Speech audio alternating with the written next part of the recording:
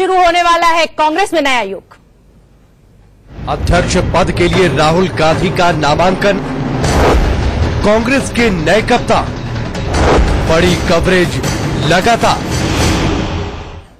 कांग्रेस में नया युग शुरू होने वाला है, कांग्रेस को नया कप्तान मिलने वाला है। राहुल गांधी आज कांग्रेस अध्यक्ष पद के लिए नामांकन भरेंगे। राहुल गांधी सुबह 11:30 बजे अध्यक्ष पद के लिए नामांकन दाखिल करने पहुंचेंगे।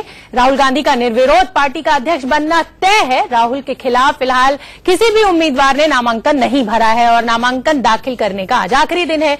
नामांकन से पहले पूजा अर्चना भी करेंगे राहुल गांधी। कांग्रेस अध्यक्ष चुनाव के नामांकन के लिए 95 सेट भरे जाएंगे। राहुल के नामांकन के 4 सेट के प्रस्तावक होंगे। नामांकन के समय कई वरिष्ठ नेता राहुल गांधी के साथ मौजूद रहेंगे। प्रस्तावक जो होंगी वो सोनिया गांधी होंगी, जो मौजूदा कांग्रेस अध्यक्ष हैं। गुलाम नबी आजाद जो है वो पूर्व केंद्रीय मंत्री हैं, वरिष्ठ नेता हैं कांग्रेस के, वो होंगे। मनमोहन सिंह पूर्व प्रधानमंत्री जो सिख कम्युनिटी से आते हैं वो भी प्रस्तावक होंगे। AK एंटनी पूर्व केंद्रीय मंत्री हैं और ये ईसाई समुदाय से आते हैं, ये भी प्रस्तावकों में शामिल होंगे। और सोनिया गांधी राहुल गांधी की मां भी है, आज उनके लिए भी एक बहुत बड़ा दिन है। बेटा नया जिम्मेदारी नई संभालने जा रहा है।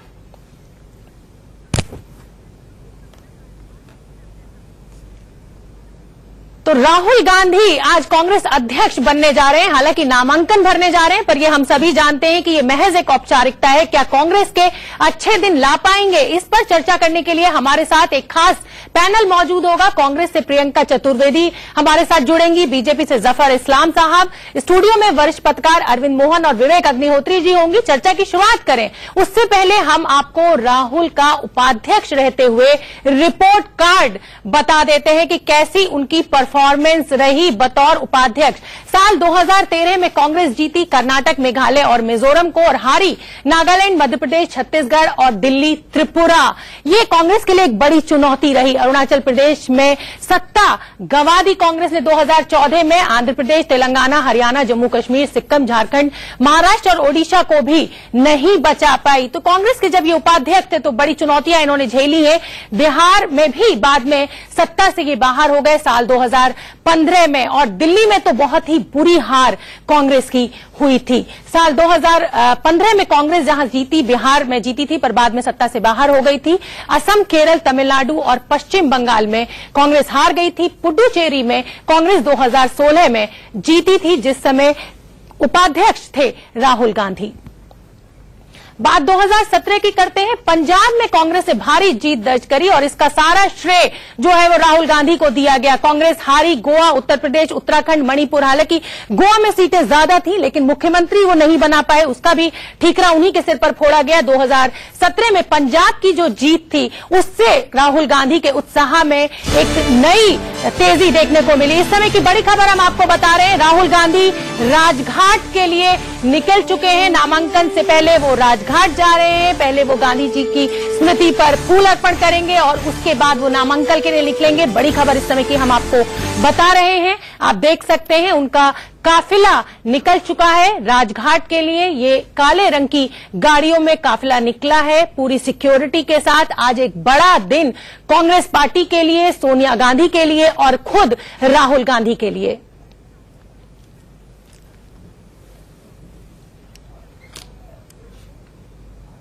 और हमारे साथ पुलकित नागर राहुल गांधी के घर पर मौजूद हैं और रजत राकेश टंडन कांग्रेस पार्टी के मुख्यालय पर मौजूद है। पुलकित, काफिला निकल चुका है, कौन कौन साथ है राहुल गांधी के? देखिए, सोनिया गांधी करीब 9:15 बजे यहां पहुंची थी और अब राहुल गांधी के साथ ही वो बाहर निकली है, यानी कि 2 मिनट पहले ये काफिला यहां से निकला है राहुल गांधी के घर से। 9:15 बजे सोनिया गांधी यहां आई थी और दोनों साथ ही बाहर निकले हैं। तो लेकिन जो बाकी तस्वीरें थी वो कुछ खास नहीं थी, यानी कि घर के बाहर बिल्कुल सूना था, कोई समर्थक यहां पर नहीं पहुंचा था।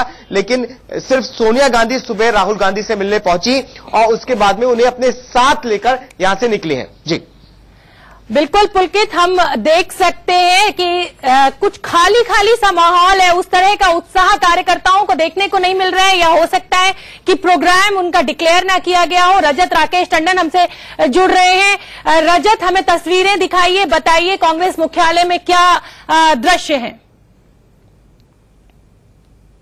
देखिए, कांग्रेस मुख्यालय में जो नेता है उनका आना शुरू हो गया है।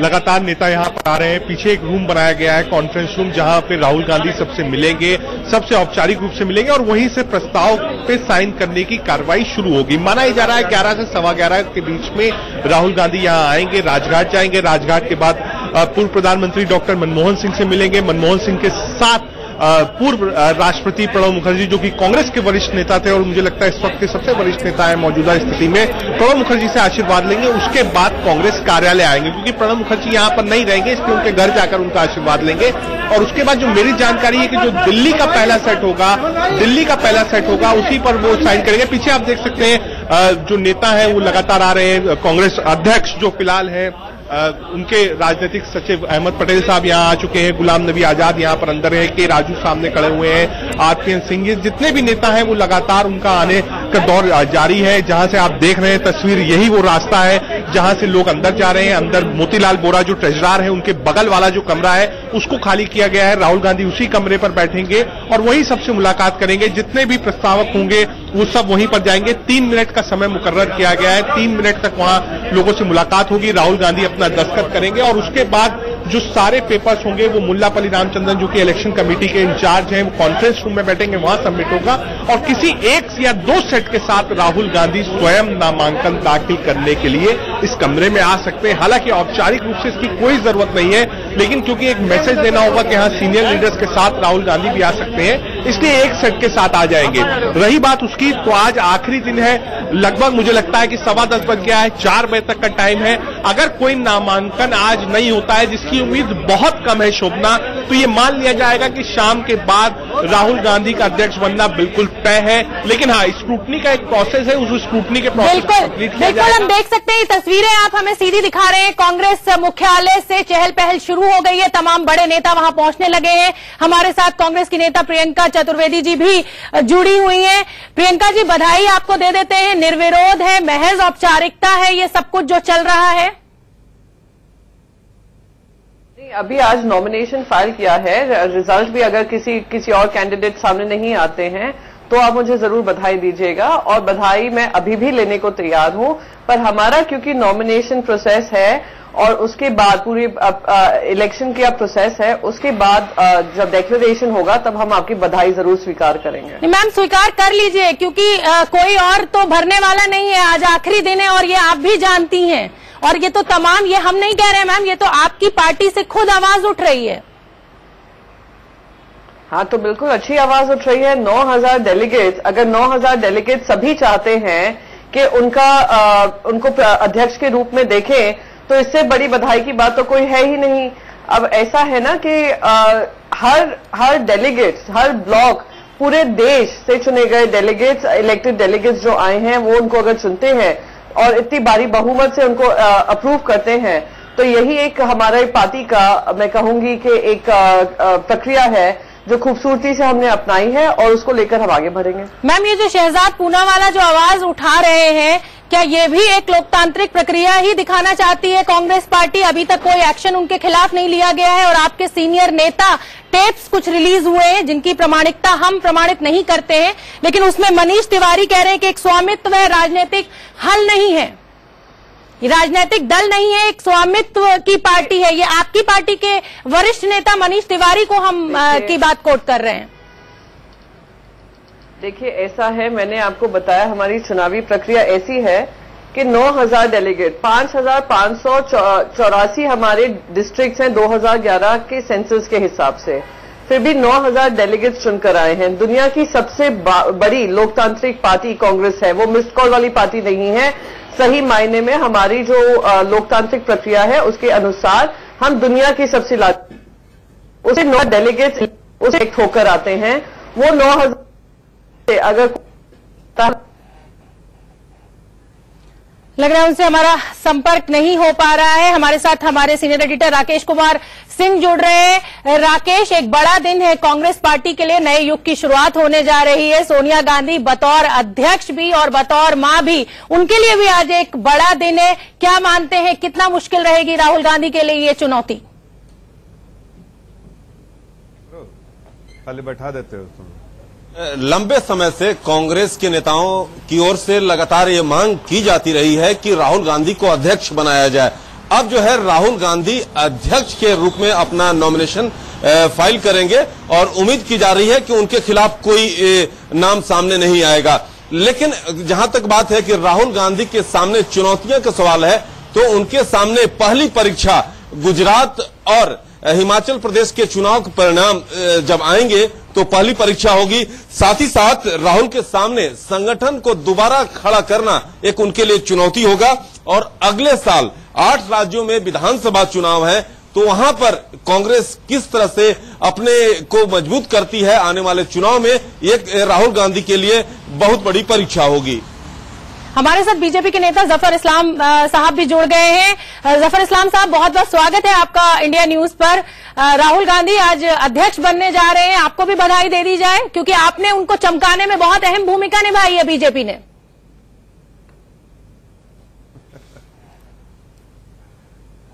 देखिए, मुझे बड़ा आश्चर्य हो रहा था। अभी थोड़ा देर पहले मैं कांग्रेस की प्रवक्ता को सुन रहा था, प्रियंका जी को। उन्होंने कहा सबसे दुनिया की बड़ी डेमोक्रेटिक पार्टी है जिसमें डेमोक्रेसी है। देखिए, दुनिया समझ रही है कि ये मजाक कर रही है, इसलिए कि हर लोग जानता है कि इस पार्टी में कोई डेमोक्रेसी है ही नहीं। ये फैमिली वंशवाद वाली पार्टी है, फैमिली के बियॉन्ड कुछ भी नहीं है। और इसलिए चाहे पर्सन कॉम्पिटेंट हो नहीं कॉम्पिटेंट हो, लेकिन फैमिली से आना चाहिए। ये इस फैमिली का ये बराबर से जो है आप इनका हिस्ट्री रहा है, ट्रैक रिकॉर्ड रहा है, और उससे देश की जनता का नुकसान हुआ है। इसलिए कि फैमिली जो है रूल करती है, फैमिली का फोकस जो है फैमिली के लिए होता है, ना कि देश की जनता के लिए, ना देश के लिए। और आप देखिए, हिस्ट्री देखिए, उठा के देखिए कि जब से कांग्रेस की सरकार रही है, उन्होंने कभी देश के इंटरेस्ट से कॉम्प्रोमाइज किया है, लोगों के इंटरेस्ट से कॉम्प्रोमाइज किया है, लेकिन फैमिली के इंटरेस्ट से कभी कॉम्प्रोमाइज किया है। तो बड़े अफसोस की बात है कि प्रियंका जी कह रही है कि डेमोक्रेसी है पार्टी में। डेमोक्रेसी होती तो यहां पर 50 कैंडिडेट खड़े होते और जो कॉम्पिटेंट होता तो उसको जगह मिलती। लेकिन डिस्पाइट कॉम्पिटेंसी के कितने लोग कॉम्पिटेंट हैं कांग्रेस पार्टी में, मैं मानता हूं इस बात को, बहुत कॉम्पिटेंट लोग हैं और अच्छे नेता हैं, लेकिन उनको जगह नहीं दी जाती है और इसकी वजह से अंदर से आवाज आ रही है। जफर इस्लाम साहब, अब आप राहुल गांधी की कॉम्पिटेंस पर सवाल नहीं उठा सकते। गुजरात में आपको तगड़ी टक्कर दी जा रही है। कांग्रेस में आज से नया युग शुरू होने जाना है। राहुल गांधी आज अध्यक्ष पद के लिए नामांकन भरने जा रहे हैं। अभी वो राजघाट के रास्ते में हैं। हमारे वरिष्ठ संवाददाता ने सलमान खुर्शीद से बात करी है, राकेश कुमार सिंह ने, वो आपको सुनवा देते हैं। सलमान साहब, कई जनरेशन आपने भी देखी, एक नया आप देखते हैं कि नई जनरेशन आ रही है जो कांग्रेस को यहां से आगे लेकर जाएगी।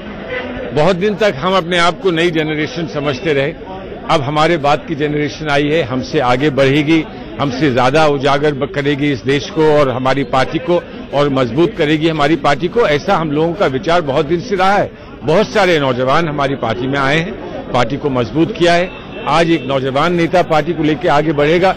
हमको बड़ा हर्ष इस बात का, बड़ी खुशी है कि हमें ऐसे नौजवान नेता को सौंपने का अवसर प्राप्त हुआ है इस पार्टी को, क्योंकि हम जानते हैं कि अगले 30 वर्षों तक, 20-40 वर्षों तक हमारी पार्टी उन हाथों में मजबूत बनेगी और सुरक्षित रहेगी। आपको लगता है एक प्रेशर भी होगा राहुल गांधी के अंदर ऊपर, क्योंकि गुजरात के चुनाव चल रहे हैं, वोटिंग भी होगी जिस दौरान वो अध्यक्ष बनेंगे, तो एक प्रेशर होगा कि अच्छा परफॉर्मेंस हो गुजरात। देखिए, होगा प्रेशर तो हम सब पर है, लेकिन आप ये देखिए कि दिलेरी और करेज, देखिए कितनी हिम्मत है एक नेता में जो ऐसे वक्त कहता है कि मैं तैयार हूं इस जिम्मेदारी को लेने के लिए। मामूली लोग ऐसा कर नहीं पाते हैं, कर नहीं सकते हैं। आज हम समझते हैं कि एक सशक्त नेता और जेन्युइनली सशक्त नेता है जिसने कहा कि जैसा भी वक्त हो मैं वक्त का सामना कर लेगा। आखिरी सवाल आपसे, शहजाद पुनेवाला ने इस पर सवाल उठाया, कहा कि ये एक प्रोसेस ठीक नहीं है, तो उसको खुद प्राइम मिनिस्टर नरेंद्र मोदी ने नाम लिया उनका। अच्छा, तो शहजाद और प्राइम मिनिस्टर मोदी बराबर के हो गए, तो इसमें या शहजाद को मुबारकबाद दे दें या मोदी के लिए अपना अफसोस जाहिर कर सकते हैं। बहुत शुक्रिया हमसे बातचीत करने के लिए। कैमरामैन पुष्पेन के साथ राकेश टंडन, इंडिया न्यूज, दिल्ली। तो आपने सुना रजत राकेश टंडन को, जिन्होंने बात करी वरिष्ठ नेता सलमान खुर्शीद से, और उन्होंने राहुल गांधी को बहुत बहादुर नेता बनाया जो इस समय मुश्किल दौर में पद संभालने के लिए तैयार हुए। हमारे साथ तमाम गेस्ट जुड़े हुए हैं चर्चा के लिए। सैयद जाफर साहब जुड़े हुए हैं, प्रियंका चतुर्वेदी जुड़ी हुई है, विनोद अग्निहोत्री जी मेरे साथ स्टूडियो में मौजूद है, तमाम हमारे संवाददाता पुलकित नागर और राकेश कुमार सिंह भी हमसे जुड़े हुए हैं। इस चर्चा पर हम लौटेंगे, यहां रुकना होगा। तो कांग्रेस को मिलने जा रहा है नया कप्तान, आज नामांकन भरने जा रहे हैं राहुल गांधी, लगभग उनका चुने जाना तय है। हमारे साथ तमाम गेस्ट जुड़े हुए हैं। सैयद जफर इस्लाम साहब बीजेपी प्रवक्ता हमसे जुड़े हुए हैं, प्रियंका चतुर्वेदी जी कांग्रेस की प्रवक्ता हैं, और Vinod Agnihotri ji senior journalist studio में मेरे साथ मौजूद हैं। अरविंद मोहन जी भी मेरे साथ स्टूडियो में मौजूद है। हमारे सीनियर एडिटर राकेश कुमार सिंह भी हमारे साथ मौजूद हैं। जफर इस्लाम साहब, आप ही के पास आती हूं। ब्रेक पर जाने से पहले आप राहुल गांधी की कॉम्पिटेंस पर सवाल उठा रहे थे। आप कह रहे थे लोकतांत्रिक नहीं है, वो उनमें काबिलियत नहीं है। अगर सर उनमें काबिलियत है ही नहीं, मैम मैं आऊंगी आपके पास, आऊंगी मैम, अगर उनमें काबिलियत है ही नहीं तो प्रधानमंत्री को जवाब दे दूं। मैम मैं आऊंगी आपके पास, कुछ भी उलझल बोल जाएंगे मैम, आप मैं आ रही हूँ आपके पास, मुझे उनको जवाब देने का मौका। जफर इस्लाम साहब, अगर वो कॉम्पिटेंस है ही नहीं राहुल गांधी में, तो प्रधानमंत्री नरेंद्र मोदी को हर रैली में विकास का मुद्दा छोड़ के राहुल गांधी पर निशाना क्यों साधना पड़ रहा है? वो तो बहुत कमजोर आदमी है आपकी नजर में, बताइए, जवाब दीजिए सर।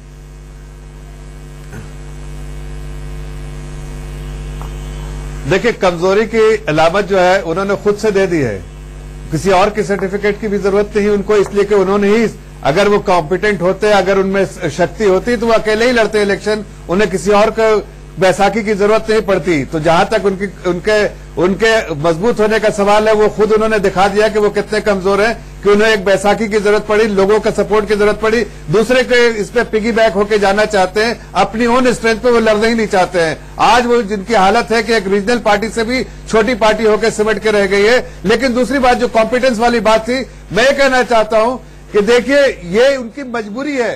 कांग्रेस पार्टी बिना फैमिली के बिल्कुल खत्म है, और फैमिली में कोई भी ऐसा आदमी नहीं जो कि पार्टी को चला सके, इसलिए कि फैमिली की बराबर प्राथमिकता ये रही है कि वो फैमिली का इंटरेस्ट पहले देखती है, प्रोटेक्ट करती है, और नेशन का इंटरेस्ट और लोगों के, देश के और देश के लोगों के हित में कभी नहीं, जनहित में कोई ऐसा फैसला नहीं लिया जिससे लोगों का। चलिए ठीक है, प्रियंका जी आप जवाब देना। ठीक है जफर इस्लाम साहब, आएंगे आप तक। ऐसे कॉम्पिटेंट लोग हैं, शायद शायद प्रियंका जी, शायद यहाँ प्रियंका जी बैठी हुई, हो सकता है इनका, हो सकता है यही ज्यादा उनसे कॉम्पिटेंट हो, लेकिन क्या इनको अधिकार है लड़ने का इलेक्शन? उनके अगेंस्ट में क्या हिम्मत कर सकती है लड़ने के लिए? लोग सर ये तो मैं आपके लिए भी कह सकती हूँ कि आप ज्यादा कॉम्पिटेंट हो, लेकिन मैं ये तो सर कोई भी कह सकता है, हो सकता है आप अमित शाह साहब से ज्यादा कॉम्पिटेंट हो, ये तो कोई भी आवाज उठा सकता है। एनीवेज प्रियंका जी जवाब दीजिए जफर इस्लाम साहब का। देखिए, नहीं मैं ये कहना, हुए भारतीय जनता पार्टी के प्रवक्ता, चुनाव हो रहा है हमारी पार्टी में, इलेक्शन कमीशन के अंतर्गत हो रहा है। अरे चुप हो जाइए, अरे चुप हो जाइए, कितना समय खा रहे हैं आप, कितना समय लेंगे आप अपना पॉइंट, अपने समय को बोलिए, दूसरों के समय को तो मत लीजिए। आप तो आवाज, मैं तो बस इनको यही कहूंगी, ये हालत है इनकी, ऐसे तिलमिलाए हुए, घबराए हुए, निराशावादी प्रवक्ता आकर हमारे इलेक्शन प्रोसेस पे सवाल उठ खड़े कर रहे हैं, जो इलेक्शन कमीशन के अंतर्गत हो रहा है। और मैं इनको बता दूं, पीसीसी डेलीगेट हूं, मैं उनको भी चुनाव दे सकती हूं, पर मैं पूरे मन से चाहती हूं कि वो हमारे अध्यक्ष बने। आज आप बताइए, आप प्रवक्ता होकर, आप इतना, आपका नॉमिनेशन का प्रोसेस है कि आज आप अमित शाह को चैलेंज कर दें? नहीं है, क्योंकि अमित शाह खुद एक सिलेक्टेड प्रेसिडेंट हैं। अमित शाह से पहले जो भी इनके प्रेसिडेंट बने हैं, किसी का चुनाव हुआ होगा, ये आकर हमें बताएं, क्या सोनिया गांधी जी के खिलाफ पहले जितेंद्र प्रसाद जी खड़े हुए थे, सीताराम केसरी के खिलाफ राजेश पांडे जी खड़े हुए थे। हमारे तो चुनाव प्रक्रिया होती है, आपके में तो आप लोग तड़ीपारों को सीधा चुनकर ले आते हैं। अब मैं आपको एक चीज बताती हूँ, चलिए आप जरा प्रियंका जी, चलिए वो खुद चिलमिला रहे हैं, आपको इधर दिखा रही तो शर्म आ रही है। अरे जरा आप अपने गांधी की बात बता दें, आप मुझे हरेन पांड्या की इतिहास बता दें, आप मुझे मुरली मनोहर जोशी का इतिहास बता दें। अरे किसको कौन भूल जाएगा कि नेशनल एग्जीक्यूटिव में के अडवाणी, चलिए ठीक है प्रियंका जी की थी, आरएसएस से रिमोट कंट्रोल होता है, डिसाइड करता है कौन क्या बनेगा। अरे कुछ तो शर्म करें। और आप तो ऐसे प्रवक्ता है जो दो परिवारों के पार्टी के बाद आप आकर बड़े बात करें परिवारवाद की, पहले समाजवादी पार्टी से जुड़े हुए, फिर कांग्रेस पार्टी से जुड़े हुए, आप आकर इल्जाम लगाते हैं। आप हैं कौन बोलने वाले? अगर हैं कौन आप बोलने वाले? हम तो आज जश्न मना रहे हैं। आपको बर्बादी का माहौल क्यों बना हुआ है? आपके मुंह पे बेजुबान लोग हैं। बर्बादी का माहौल बना लीजिए। जफर इस्लाम साहब, बेजुबानी में तो आप भी पीछे, आपकी पार्टी भी पीछे नहीं है, तो ये इल्जाम सिर्फ कांग्रेस के पे मत लगाइए। जिस तरह के संवाद दोनों ही पार्टियों की तरफ से हो रहे हैं, सारे प्रवक्ताओं को ले लीजिए, प्रेम शुक्ला से लेकर जीवीएल राव तक ले लीजिए, और आज इनको देख लीजिए। बदजुबानी में तो आप लोग अव्वल नंबर पे हैं। प्रधानमंत्री से लेकर इनके अध्यक्ष से लेकर इनके बाकी सारे अध्यक्षों को ले लें, और इनके सारे लीडर्स को ले लें, और इनके प्रवक्ताओं को ले लें। बदजुबानी में तो आप लोग अव्वल दर्जे के लोग हैं। भले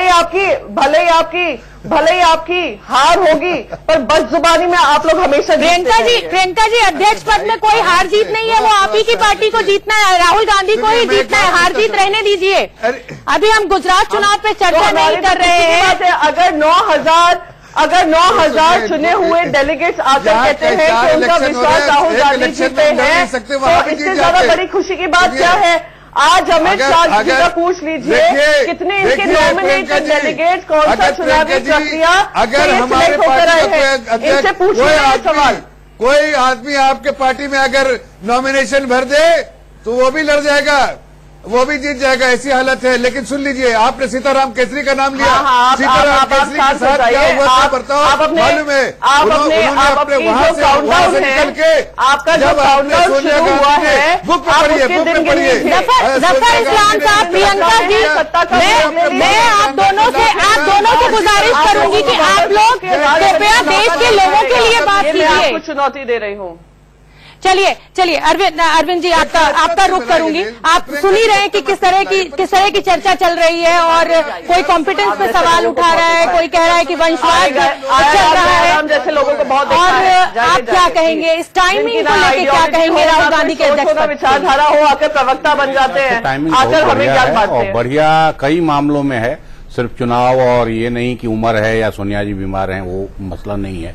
टाइमिंग इस लिहाज से भी बढ़िया हो गया अचानक कि आप पंजाब में पिटने के बाद नेशनल पॉलिटिक्स में कोई कंपटीटर बनने के होड़ से बाहर हो गई। दूसरा ये भी हुआ है कि नीतीश कुमार, जिनको माना जा रहा था कि वो मोदी के एक पैरेलल खड़े हो सकते हैं, नीतीश कुमार ने खुद से सरेंडर कर दिया सारा कुछ। तो राहुल जी के लिए एक तरह का ये और भी अवसर, स्पेशल कांग्रेस में लीडरशिप में उनके कोई विवाद नहीं था। उनको जिस दिन मन होता अपना चार्ज लेते, या जिस दिन पार्टी और परिवार के लोग फैसला करते उस दिन ले लेते। लेकिन नेशनल पॉलिटिक्स के लिहाज से भी उनको एक अवसर बन गया है कि आज अगर वो कांग्रेस के लीडर होते हैं और मान लीजिए 10 दिन बाद 15 दिन बाद गुजरात के रिजल्ट कांग्रेस के हक में आ जाते हैं, तब अचानक हमको दिखेगा कि ये जो जितने सवाल उठा रहे हैं बीजेपी के लोग, या हम आप ही उठाते रहे हैं अब कई तरह से ये सवाल, ये सारे सवाल दब जाएंगे और हमको सिर्फ खूबियां दिखने लगेंगी कि इतने लंबे पब्लिक लाइफ में कोई गलती नहीं की है बड़ी, कोई पैसे रुपए का चार्ज अब तक उन पे नहीं लगा है, सत्ता से बाहर रहे हैं, जो अभी सत्ता का मोह हर लीडर को बहुत ज्यादा है। राहुल गांधी मैंने बार चांस मिला, 2009 उसका बहुत बड़ा उदाहरण है, सरकार में नहीं गए, तो इसलिए वो सब चीजें उनके हक में हम ही गिनाने लगेंगे कल को। फिर ये सेकुलर पॉलिटिक्स भी और दूसरी सब चीजें, लेकिन वही है कि ये अवसर ऐसा है कि इस पॉइंट से वो छलांग एक लंबी लगा सकते हैं। अध्यक्ष ही बनना नहीं, नेशनल पॉलिटिक्स। विनोद जी, एक छोटा सा सवाल आपसे लूंगी, थोड़ा सा ब्रेक पर जाना है। राहुल गांधी के लिए ये कहा जा रहा है, सलमान खुर्शीद को हमने सुना कि बहुत बहादुर नेता, उन्होंने बताया कि इस वक्त जब कांग्रेस सबसे बुरे दौर से गुजर रही है, उन्होंने संभालने के लिए अध्यक्ष पद वो तैयार हो गए। तो क्या ये उनकी चॉइस थी या ये पार्टी का दबाव था? नहीं, मुझे लगता है दोनों बातें थी।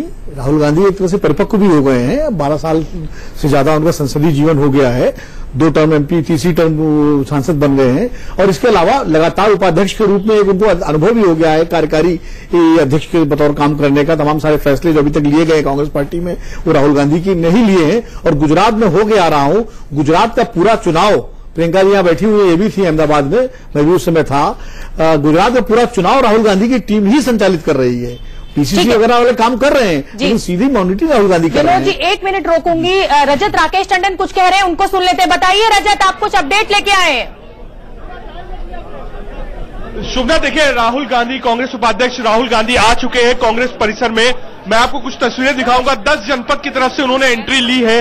10 जनपद की तरफ से वो आ रहे हैं कांग्रेस। अगर आपको विजुअल्स दिख रहा हो, क्योंकि कैमराज आज बहुत ज्यादा है, मैं भी नहीं देख पा रहा हूं, लेकिन कैमरे की नजर से आपको दिखाने की कोशिश कर रहा हूं कि हाँ, कांग्रेस उपाध्यक्ष राहुल गांधी जो है वो आ चुके हैं। इस वक्त प्रेमिसेस के अंदर आपको दिखा रहे हैं कि हाँ, राहुल गांधी आ चुके हैं। 10 जनपद की तरफ से आए, जो सीनियर और युवा दोनों नेता है, उन्होंने वेलकम किया है राहुल गांधी को। आप तस्वीरों में देख सकते होंगे ये राहुल गांधी आ रहे हैं नॉमिनेशन भरने के लिए कांग्रेस अध्यक्ष पद का।